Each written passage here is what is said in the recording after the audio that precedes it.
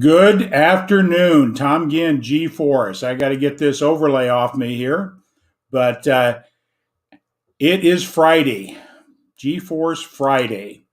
I am so grateful for this day. G is for gratitude. Gratitude works. I believe it's one of the most powerful words we can incorporate in our lives. It changes our perspectives, even when we have difficulties. There's a lot of science behind it. We've been working out of this. Whoops, that's my guest book. Gratitude Works. I can't wait to get that. I'm so excited. I can't wait to get that book out there in front of everybody. Gratitude Works. It affects us in every aspect of our life, all the way to our health and our happiness. And so one of the things I talked about here recently that in Gratitude Works is the world record of writing a gratitude statement. 18,256 consecutive days, never writing the same gratitude statement twice. And what the research shows by people that do the writing and do make a specific point in recognizing the power of gratitude, more than just, I'm just grateful for today, but more specific, things change in their lives, the people around them change, opportunities show up, lots of things happen with gratitude, even in the time of loss. Approaching those things with gratitude helps you get through those things in a different way. And I would ask this question: do you think somebody that's wrote 50 straight years daily, never missed a day, never duplicated a gratitude statement, probably has a greater heart of gratitude and maybe has a different life than the person that doesn't write or doesn't take gratitude seriously? So with that, gratitude, that I don't have 50 more years, but I'm going after my own world record to be more proficient in gratitude statements and recognizing this day is the very best day of my life. And with that all said, I'm bringing in my guest. A little prelude here. I met David here, a little over a year ago at an event called Young Guns. He was one of the speakers. And since that time, we've had an opportunity to connect in many different ways through the group that he's associated with. And it's an honor to introduce David BELMAN. David comes from the real estate and development industry. He has just been recently best-selling book, Leadership Growth Hacks. I'm going to have him talk a little bit about the book. He's an author, speaker, podcaster, philanthropist, and we're going to cover some of those things today. So I'm bringing on my guest, David BELMAN. David, glad to have you here.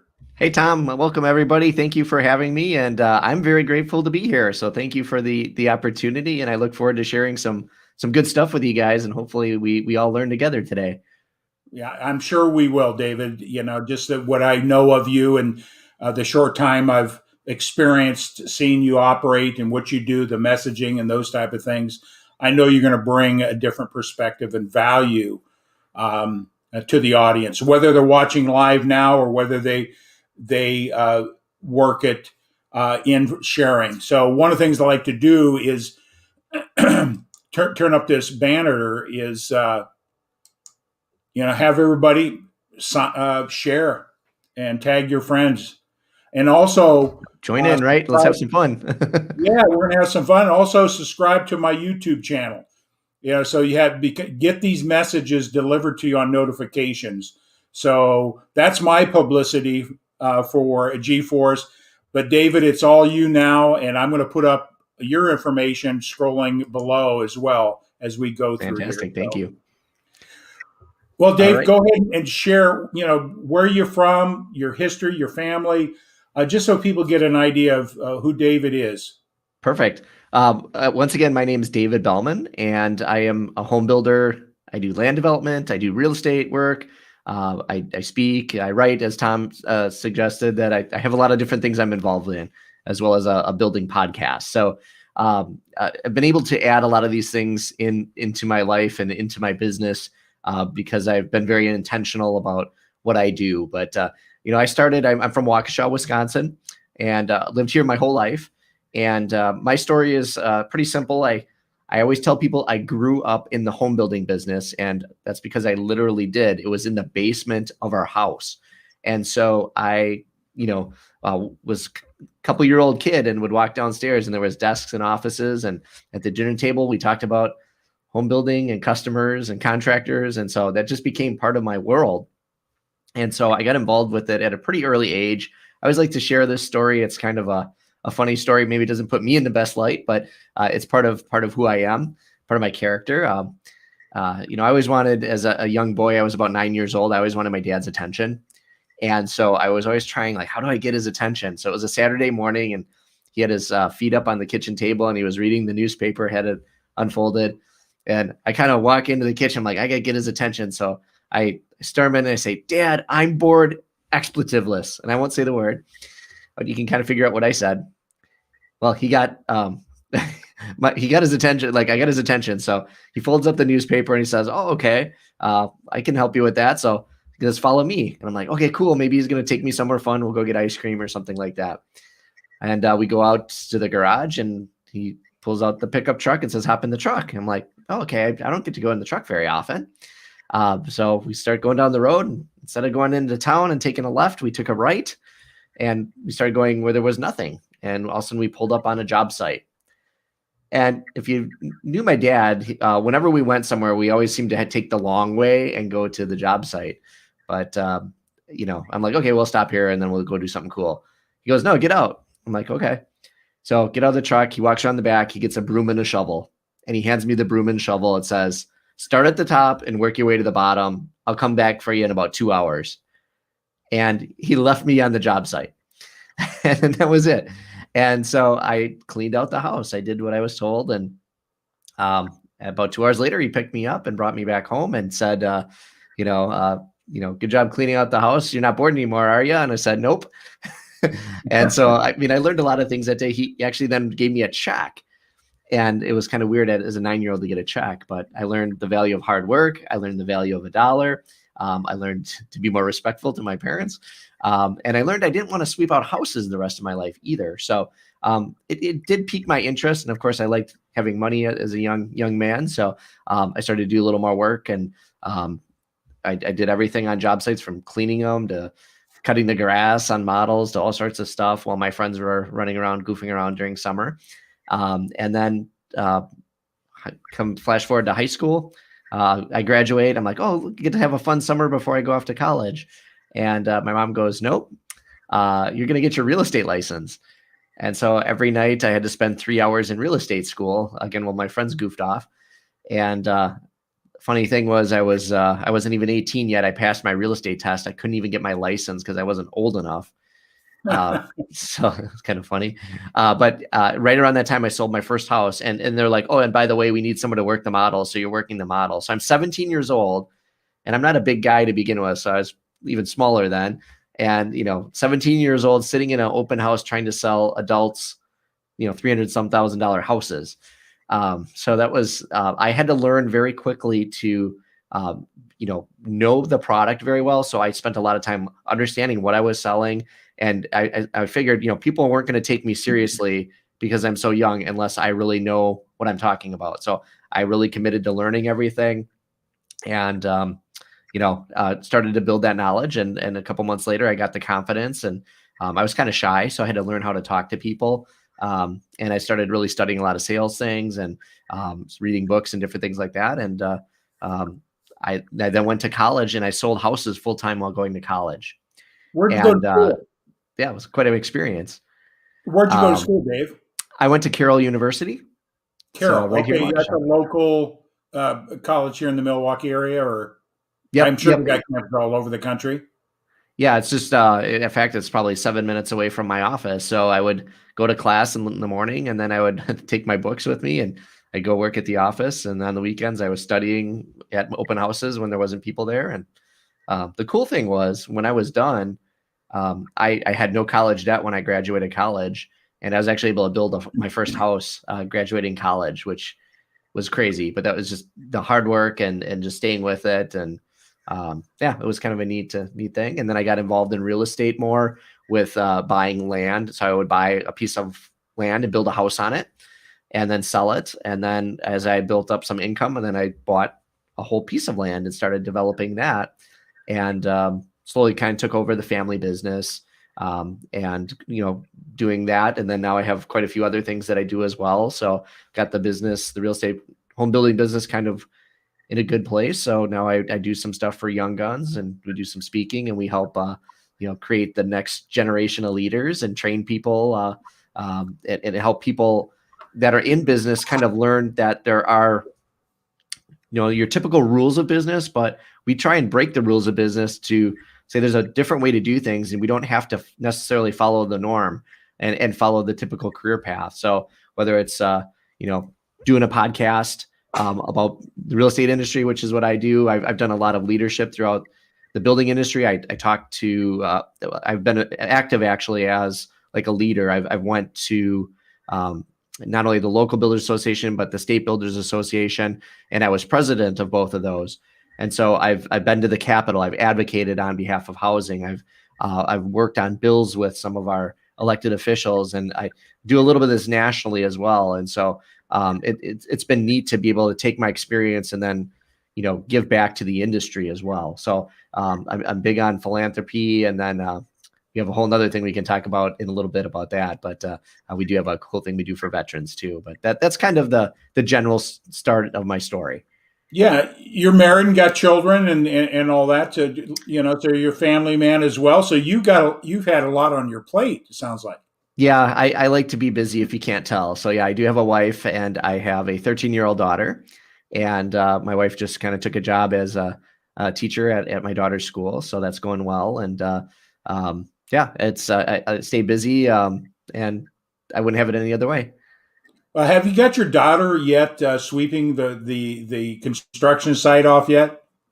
No, I haven't done that yet. But when COVID hit, actually, it's funny that you say that. I had her come in a couple of times, just because like homeschooling's tough, right? When the schools were closed. So the one day I took her out, I was starting a brand new subdivision, and I took her out there and drove her around. I let her walk out and look at it, and she was just marveling at it. And I didn't know if she would be that impressed by it or not. And then I came home, and she was like, she took all these pictures, and then she's telling my wife about how cool this was. And then she's like, "Hey, Dad, can we go back out there again next week? I want to see how it looks, after a week of work." And I took her out there a bunch of times, so it was really neat to be able to see that, because most of the time she just sees the office and she doesn't really understand what we're doing. But then that was like, it kind of drove it home for her. Right. Okay. Great. That's a great story. You mentioned something. I met you.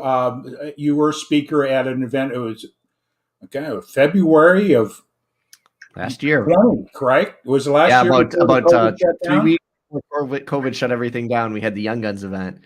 Yeah.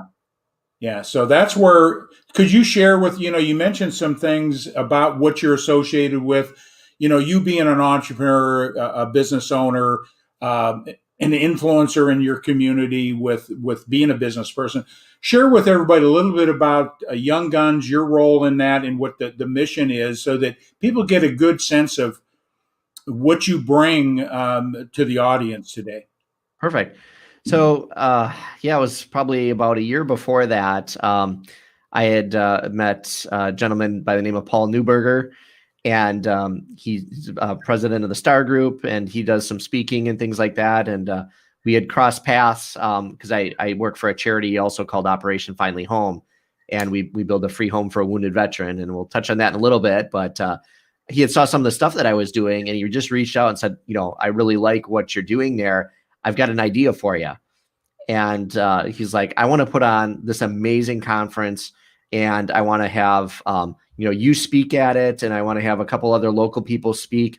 And I want to call it the Young Guns, and we're going to break the rules of business, and we're going to share our stories, and we're going to, inspire people. And it was going to be a one-time thing. We're just going to do this one huge thing. it's going to be kind of like a huge Tony Robbins thing, but yet local. And I was like, oh, that sounds really cool. And I had done some speaking, and I kind of wanted some more opportunities in that field. So I said, yeah, I'm in. Let's do this. So we started talking a little bit more about what that would look like, and we started planning it out. And it was like, hey, this is actually like we got to form a business. So Paul, and then Andy Wines was another one that he talked to. Andy's a veteran and a serial entrepreneur. So we're like, hey, let's make this a business. So that's what we did. We incorporated.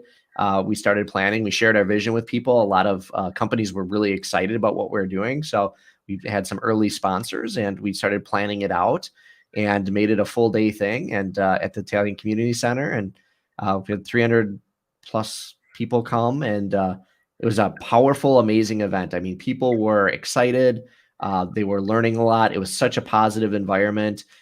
It was just an amazing day, and we could tell we were onto something, because at the end of the day, I mean, like, social media blew up for like a week or two after. It was everywhere on LinkedIn, especially. People were reaching out. The feedback was awesome, and we're like, yeah, well, they wanted more. They're like, what's next? What's next?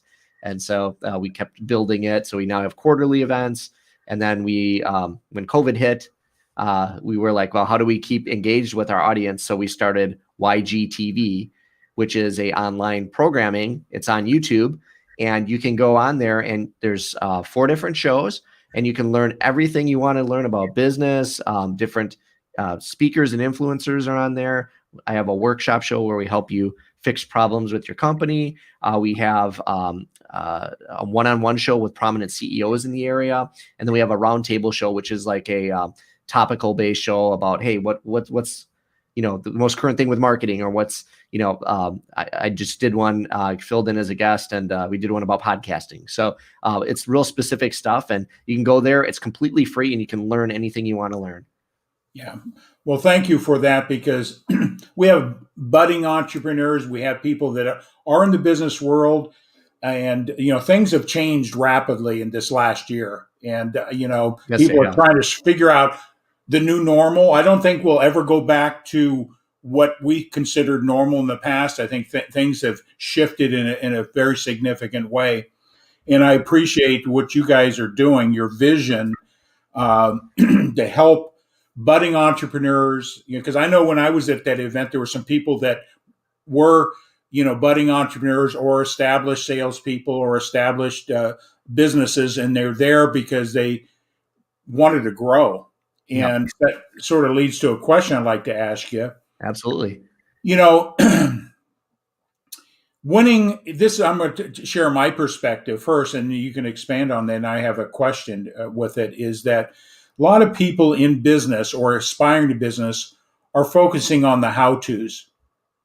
Mhm. And what would be your advice to help a person get in a place where success is predictable? What would you say that might be? What would be the first thing you would recommend anybody, whether you're in business now, you're stuck, looking to get in business? Sure. What would that look like, or from Yeah, your well, I perspective? think, I kind of always look at, there's 2 different tiers of what you need to be doing. And this is kind of how I tackled it, is that, there's the mental part of it, which is making sure that your mind is right, because, quite honestly, that's 90% of it. If your mind is right, the rest will follow.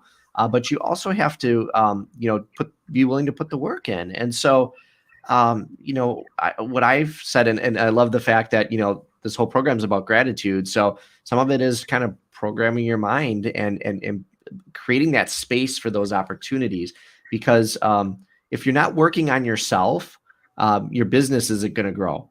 So the more time you put in making yourself a better person, the more chance that you're going to have better opportunities. And I found that myself, because for 15 years, I kind of did the same thing the same way with my business, and I got okay results. I mean, I always worked hard, but it wasn't until a few years ago that I started focusing more on the other side, on me, and being grateful, and trying to work on my deficiencies, and tackle things that I wouldn't normally do, and grow my confidence so that I could do these other things. And when I did that, and I started to do that along with the other things, and reading books, I mean, every day I allocate time to read, and then I allocate time to work on my mental state.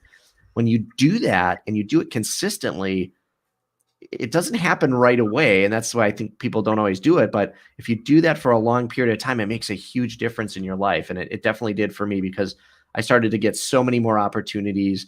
I would have never been able to do the Young Guns. I probably would have never done a podcast. I would have never taken the stage in front of a couple hundred people. I would have never done that if I hadn't put the work in. Yeah, I think that's really important. Myself being an entrepreneur, been in business for myself since 1983 and many different things. I was actually at one time worked for a developer out in the Madison area, so I Right? have Yeah, a we were real good talking. understanding what development is. I was a project manager selling homes in a subdivision, so I managed the model, I guess, best way to say it. But so it's a lot of people focus on the how tos, and I'm a personal development coach, and you hit it right on. Is success starts in the mind, and having Absolutely. that right mindset, and there is lots of different ways to create it. And you mentioned books. What were some of the books that really influenced you, that gave you what I call the aha moment, Sure. or influencers that you follow that influence you, whether from the past or current? Sure. Yeah, as far as books, I've read a lot of them, and I'm big on audiobooks. So I have this bookshelf in my bedroom, and there's like a couple rows on it, and the one row is the books I've already read, and then the books I want to read. So I always that's kind of my, when I finish a book, it's like, okay, cool, I'm making that row thicker. But I've read a lot of them. If it depends on what you want to start with, but Think and Grow Rich by Napoleon Hill is really one of the best ones, because that's a lot of mindset stuff, and it really allows you to see more opportunities. So that's a fantastic one. Obviously, Simon Sinek's Start With Why is fantastic, because that kind of helps you drive your purpose and drive your message appropriately. I've read, like, if you want more business books, like The E-Myth. I've read, I think, The 21 Rules of Sales and Marketing. Jeffrey Gitomer's Start With Yes. Those are all great books. There's just tons of them. And I mean, Daniel Pink has a lot of good books. I mean, there's so many. Marshall Goldsmith, he's got a great leadership book as well. So there's tons of them. And I have audio discs, everyone from, Grant Cardone to Dave Ramsey, to all sorts of stuff like that. So I try and devour that stuff, and I make it a habit every day to read and learn something, and to put a little time aside for that. Yeah, and I think that's important for people to hear, that is that when you grow personally, the things around you can grow. The people Absolutely. around you can grow. Um, because Yeah. as we get better, success, I believe, is not a destination. Yeah, It's it's a not a continual destination. process. And one of my mentors, I have a business coach that I worked with for a while. His name was Chris Panassa, and he always had a saying: "You're like a tree. You're either growing or you're dying." And Yeah. a tree never stays exactly the same. It's always either getting bigger or it's starting to wither away. And so if you're constantly putting time in to read and learn, you're growing. And if you're growing personally, you're going to grow your opportunities as well. So I think that was a big influence on me as well. And he kind of helped spark that hunger to keep getting better and learning. And, I've, uh, anything business or anything sales related, I find that all really fascinating. I enjoy the personality part of it, learning people's personality. I found that super interesting, especially as starting as a salesperson. Why do people make decisions the way they do? Why does this person respond to this information and that person doesn't? And so I started to learn how to kind of discern people's personality and understand how to communicate differently with different people to have more results. So that's all, stuff that, you can learn, and it makes you more effective. Yeah, because I was, I Yeah, there you started go. reading your book, and one of the Great. things you were is that, yeah, there you go. You got the gold seal, the number Yep. one best-selling book. There you Yeah, go. there we go. Very good book, David. I just want to let Thank you you. know you bring this whole thing together, of not just the how tos, but you talked about the why, and those type of things. Um, who's the person besides a book? Any one person or people that you mentor with, or have influenced you in a very significant way, that if that you didn't cross paths one way or another, you, you wouldn't Sure. be where you're at? Yeah, I mean, there's three that I think of immediately, and it starts at home with my dad, as I mentioned with the story. Obviously a big influence. Unfortunately, I did lose him last year. Sorry. So that's a hole. But I was fortunate because he was someone that I not only had as a father, but I worked with almost every day. So I got to spend a ton of time with him, and I tried to pick his brain as often as I could, and it was neat. We had a great relationship, and we had a little bit of a different. He didn't like the office stuff as much. He wanted to be on the job site. So I kind of took to the office stuff, and I kind of glued a lot of the stuff together for him. So he was a big influence. My mom was an influence with the real estate part of it. That was something I don't think I would have done without some prodding. So she definitely kind of kicked me from the nest a little bit with that one. And then the other one, like I mentioned, was he's my friend as well, but my business coach, Chris Panassa. He owns a company called Small Business Growth Partners, and he has, I think, like 12 coaches now around the country here.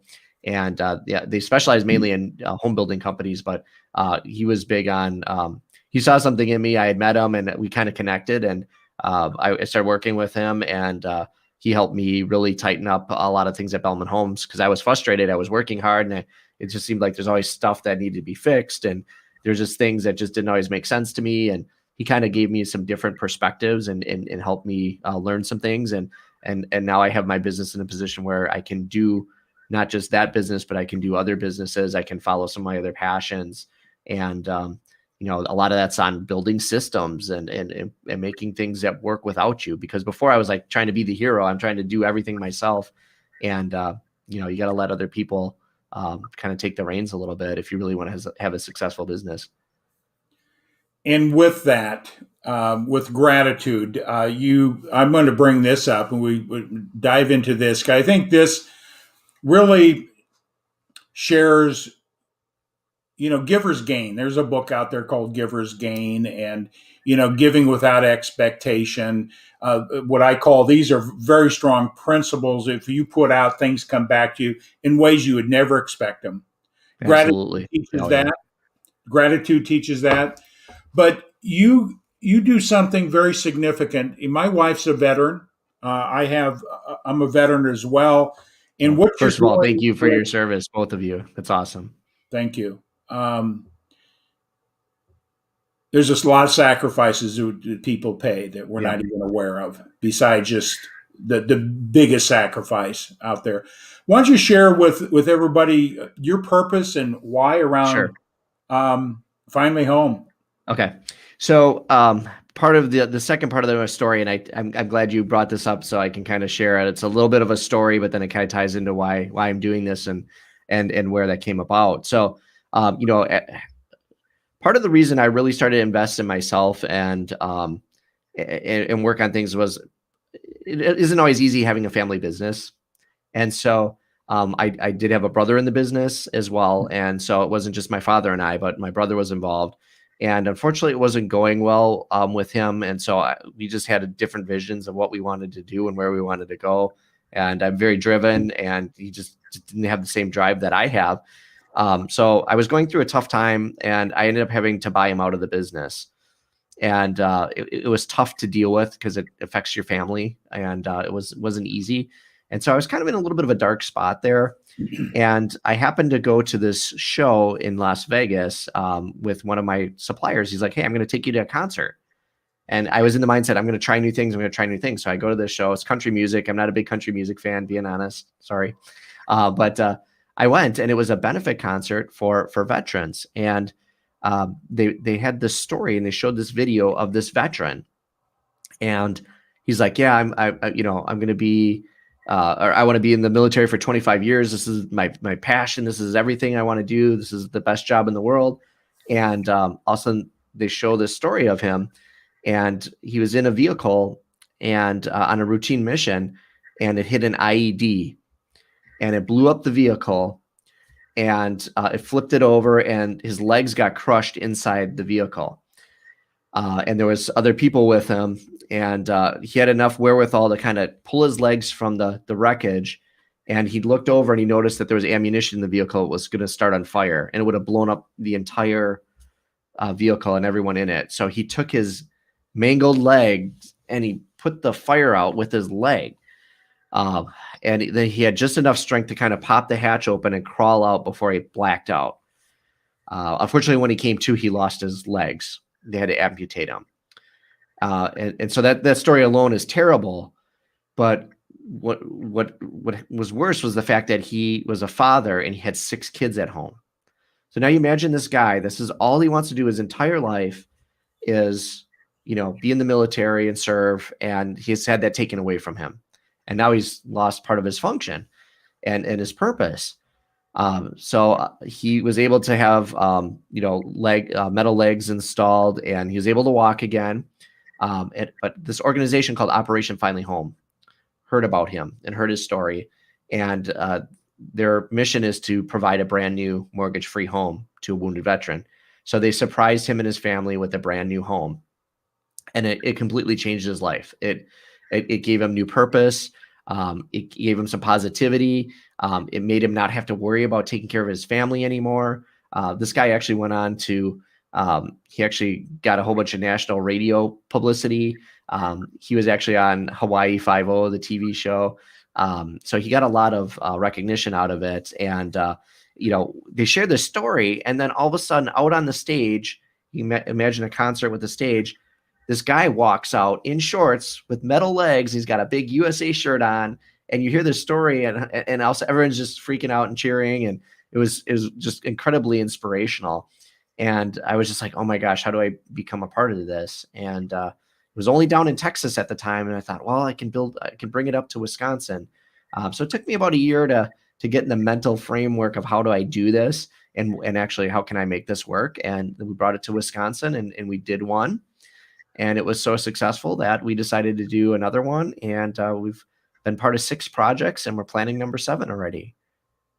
Wow, that's incredible. Giving back to those that sacrificed so much, and give them a new hope and a new Yep. encouragement to keep carrying on. Yep. So what a great thing that you did. So how many homes you've done at this point? I've been a part of 6 of them. I built 5 of them, and I've been a part of 6. So we did 2 at once with another builder. But I've been kind of the lead on everything ever since. And it's a lot of work, I'll be honest, but it's good work. It doesn't feel like work because you finish one and you're so grateful for the opportunity. The families are so grateful, and it's just such a positive thing. It's like, okay, how do we help the next one? And so like I said, I went into it, let's do one. And it was so successful. We got so much great awareness. We created so much momentum with the first one. I announced that we're going to do a second one. We found a lot. And I talked to the people were just volunteering. They were coming up to me and saying, how do I be a part of this? I want to help you.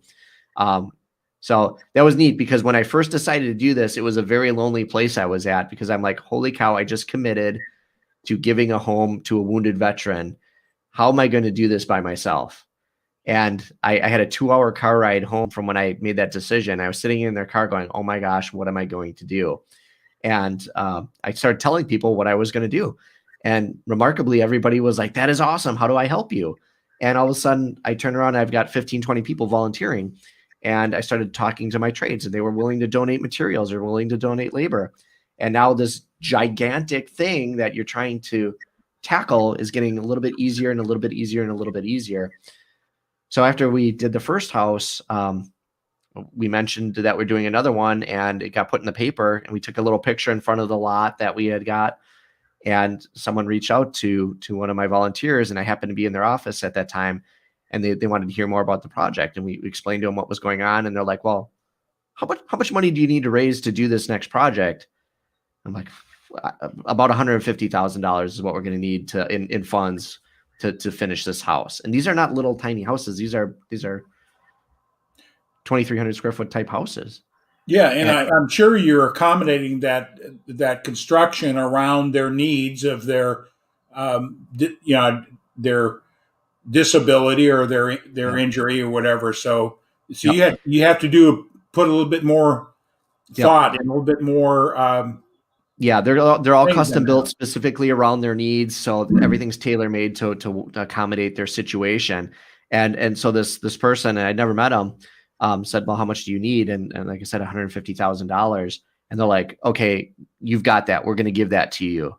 I was just like, "Holy cow!" And the really interesting thing was when that happened, there was another family that we were aware of that needed help, and I really wanted to help them, and I couldn't help them because the site that we were building on only allowed a 2-story home, and this next family that we wanted to help, he was going to be in a wheelchair and some things like that, and we needed a different totally setup for him. So I knew of them, and I said, this is great. He goes, "Well, if you get this money, what are you going to do?" I said, "I'm doing another one."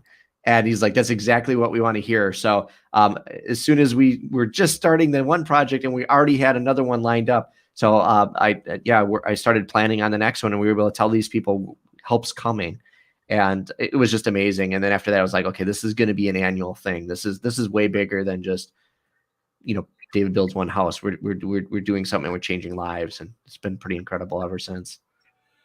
And you've got a great amount of people that are supporting the cause and the mission, and through the your relationships. But it takes money. Oh yeah. And so is it a foundation that So how it works, I don't have a foundation for this specifically. Though the way it works is it's a national organization. It's okay? started down in Houston, Texas, and they've got over 200 homes either in process or completed around the United States. I think they're in 35 or 36 different states now. So they handle everything from the finance part of it. So people make donations. They go just to operationfinallyhome.org, and they can make a donation. And then if it's from Wisconsin, it automatically just applies to the Wisconsin projects, which are the projects I'm doing. Otherwise, they can also pick a family if they want to give money to a specific family, or they can just specify, I want it to go to Wisconsin Build. So if you're watching in, wherever you're watching in Montana and you want to donate, you can specify that it goes to one of my projects here in Wisconsin, and those funds get used. And of course, we need those funds because there's a lot of things that we just can't get donated, and building a house is not a cheap date, unfortunately. So again, these are sometimes $400,000-$500,000 home and lot packages that we move these people into. And so we get a lot of it donated, but then the rest we raise money for. So we do events, fundraisers. There's a lot of just individual, sometimes people just $10-$20 donations. Those make a big difference after a while. Sure. And we do some really cool stuff in the community too. So it's not just let's build a house for them. We actually surprise each family, so they don't know that they're receiving the home. So that's just a fantastic thing to do, a surprise. And then after we let them know we're building the home, after it's framed up, we do a thing called Notes of Love. So talk about gratitude. We invite the whole community out, and they write a personal message on the stud of the house, and then Oh, we bring the wow. family out, and they get to see these messages, and all the community. We bring we actually go to schools, and we have little children in school. We tell them what we're doing, and they draw pictures, and we staple the pictures up inside the house. It's just incredible. And then we dedicate the home. We bring the police and the fire department. We actually have a police escort. We drive them under a 50-foot flag, United States flag, before we take them to their house. And the whole community comes out, and they're clapping and welcoming them home. And it's just an incredible thing. And it's the least we can do for our veterans and what they do for us.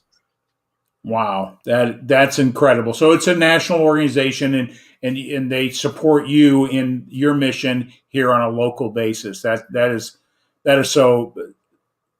so beautiful. Best way I can Thank you. describe it. So Yeah, it's an amazing cause, and I believe they actually surprised somebody today with the home. So pretty cool stuff. It's neat to follow all the different things going on around the country with it, and a great group of people.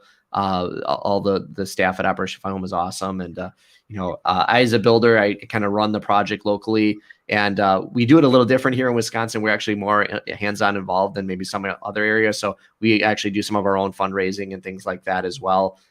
To really keep this thing going. And we actually, I believe Wisconsin was like the second largest state for Operation Finally Home projects besides Texas, where they founded it. So we kind of leapfrogged some people, and been very active with it, and very proud of everybody, and very thankful for all my volunteers, everybody that's helped out. It's a lot of people. Could never name them all. So thank you to everybody that's helped. It's been amazing. Yeah. Wow. And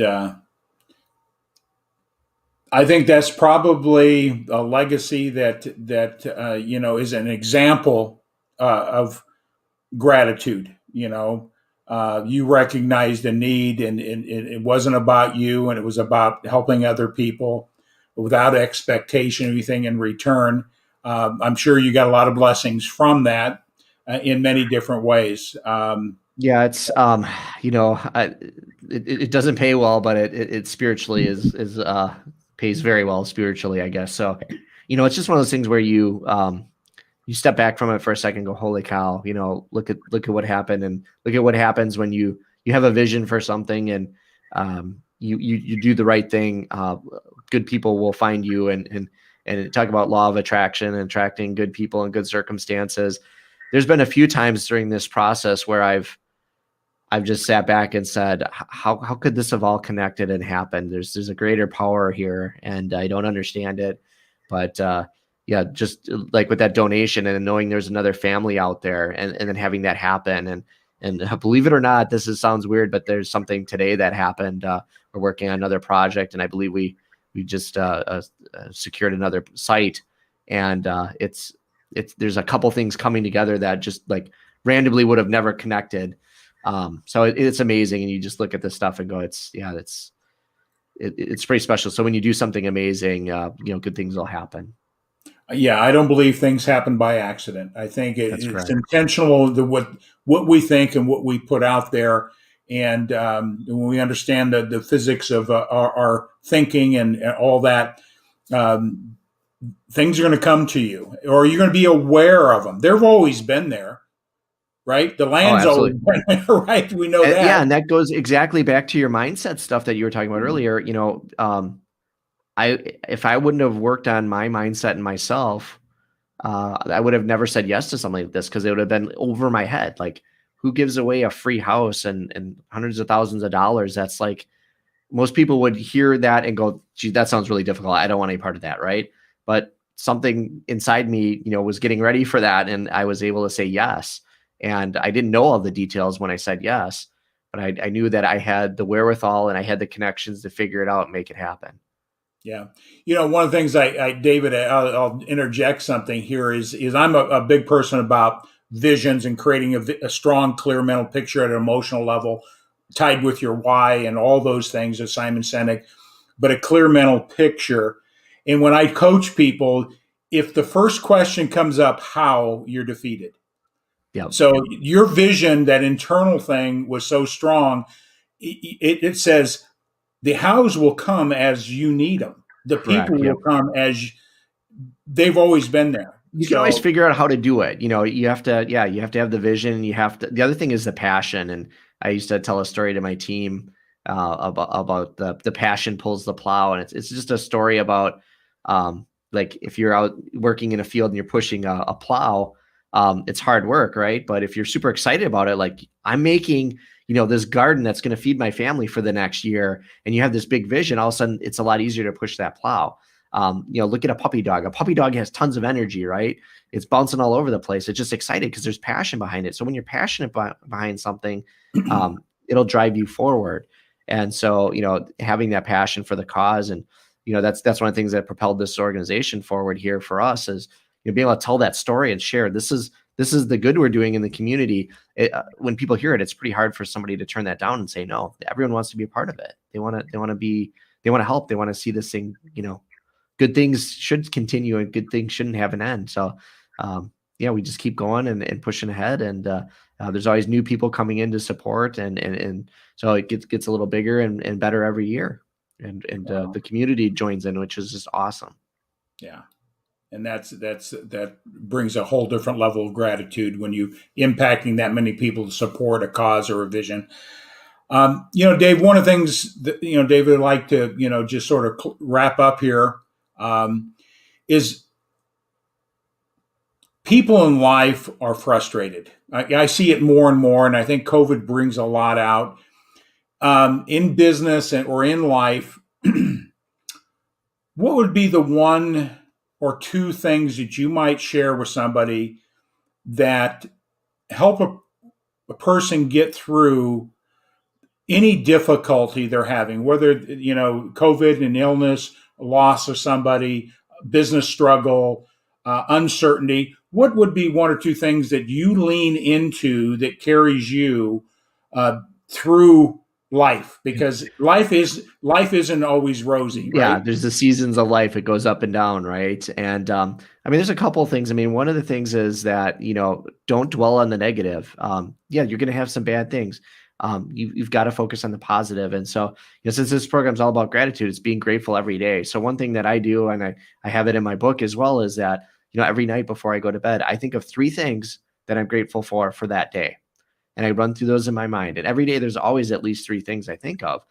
That puts my mind in a positive state. And then I also take and I work on myself. So I start to talk to myself in my mind. Like I take something that I'm deficient in and say, I'm whatever, I'm a great delegator, or I'm an extremely likable person, or I make a difference in the community. And I talk to myself in the positive tone. I kind of do that before I go to bed every night. And it kind of programs your brain to get ready for those opportunities. And so I kind of do that, but it's always looking forward. And I know that there's things that I do that don't work sometimes, and sometimes I fail, but I don't focus on that. I learned from it. I'm going to learn from it and take what I did wrong, and then next time I'm going to do it a little different, and this is how I'm going to do it better. And then just always being positive. I mean, don't watch the news. Turn the news off. Don't listen to it. Half of it's garbage. Don't listen to it. Um, Spend time with people and things that you get enjoyment from, and that make your life better, not make them worse. Yeah. Wow. Thanks for that insight, because that's powerful, meaningful, and so whoever's going to be watching this in the future, just lean into that and trust. David is a living example of success. And not just in monetary or accomplishments, but in his personal success, and it comes out in everything he does. So I just wanted to let you know that. Well, thank you. And I'm so grateful that I've come to know you. Yep. And I Through appreciate this. you as well. We Thank you for never letting know me. how these things happen. Yep. Yeah, it's the universe is weird. They're little things. You decided to come to Young Guns event, and we got connected, and now we're here doing this. And so you just never know. It's about taking advantage of opportunities and trying new things, and not being afraid to be great. Step out of your shadow once in a while. Take a different road home. Sure. You'll be glad you did. Right. As I always say, is that the treasure you seek is the cave you fear to enter. Yeah. Oh, that's Get that's through. good. Yep. Yeah. That's Joseph Campbell. That's not anything. Uh, my quote in life is this: the threads of our thought become the garments we wear. I like it. Yep. Good Yeah, stuff. that's the threads of our thoughts become the garments we wear. So, first thoughts. What do you Yep. think about? That's what you become. Yes. Yep. Yeah. And So, that's right from Napoleon Hill too. Think and Grow Rich. Yep. As a absolutely. man thinketh. I got many books, but it's the primary book that I Yep. use in my coaching and teaching and that type of thing. So, Yep. As a man thinketh, he becometh. For sure. yeah. Yeah. Absolutely. Well, David, I'm so grateful to get to know you a little bit more, hear your story, and grateful that you're sharing this today. So I'm going to wrap it up here. Unless you have anything else you want to say. No, just thank you again for the opportunity. And, obviously, you've got the information on the screen. So if you want to reach out and learn anything about the projects I'm working on or anything like that, feel free to do that. I'd be glad to answer questions. And, I've got Okay. the new book here as well. We talk all about all those kind of things and some of the things that I use to have gotten to where I'm at. So, yeah, feel free to check it out. And hopefully that'll be a good resource for you guys. Yeah, it will be. It will be, and I'm in it already, and I love the fact I got a signed copy by you. Yes, you So did. all Thank right, you. so that's a great thing. I'm going to put you in the green room and hang on for a few minutes. Enjoy the blue M&Ms. That's what you requested. All So right. Sounds good. okay, hang tight, Dave. David Bellman. So such an incredible individual, what he's doing in his community and what he's about. I just wanted to plug Monday as well. David's going to be in on Monday's program, Elevate Your Profits. And so turn on your notifications, tag your friends, 6 p.m. Eastern, 5 p.m. Central Time. Dave's going to be coming on with my co host, Mark Gassert. And we're going to talk a little bit more specifically about business. And, some of the hopefully Dave will bring up some of the principles that we're talking about. Being grateful and giving is part of that success principle. He's going to be, sharing a little bit more specifically. Elevate Your Profits is about from mindset to the bank and everything in between. So he's going to bring some value. So with gratitude, tag and share, and be free to look into Operation Finally Home and see if that's a cause that you would feel good about supporting. We have so many needs out there today with people. And if this one resonates, I just encourage you to do that. So with that all said, I am signing out. G Force. G is for gratitude.